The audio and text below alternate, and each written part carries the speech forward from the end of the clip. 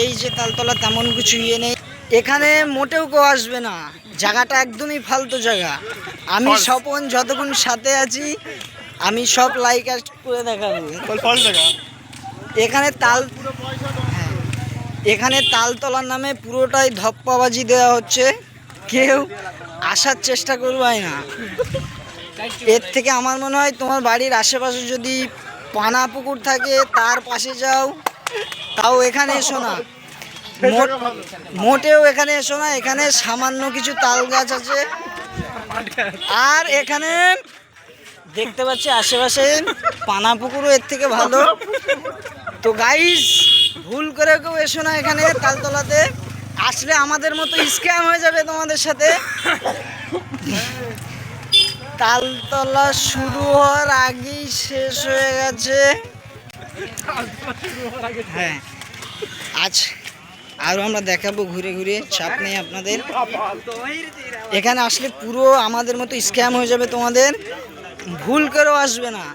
আমার যত দর্শক আছে কেউ তো আসবেই না, আর আমি স্বপন যতক্ষণ থাকবো ততক্ষণ মোটেও আসবে না কেউ। এখানে ছাপরি ইউটিউবাররা কিছু থাকে, এছাড়া আর কিছুই নেই গাইস। সত্যি বলছি, এখানে দেখার মতো কিছুই নেই। আর কিছু ছাপরি মার্কে ইউটিউবার আছে, হ্যাঁ, আর তাল গাছ আছে, তাল গাছ ছাড়া আর কিছুই নেই দেখার মতো। হ্যাঁ, এই দেখুন তালতলা শুরু হওয়ার আগেই শেষ হয়ে গেল গাইস। না না, এই যে এই জায়গায় আসার থেকে আপনার বাড়ির আশেপাশে যদি কোনো জায়গা থাকে সেখানে গিয়ে 2 ঘন্টা 5 মিনিট বসে থাকুন, এই জায়গায় এসে কোনো লাভ নেই। স্ক্যাম, ফুল স্ক্যাম আমাদের সাথে হয়েছে। তো যেহেতু গাইস আমি তোমার ভাই, সেই অনুযায়ী কেউ এসো না। আমার যত অডিয়েন্স আছে কেউ তো এসোই না, আসলে তোমাদের সাথে স্ক্যাম হয়ে যাবে। এখানে তাল গাছ তোমার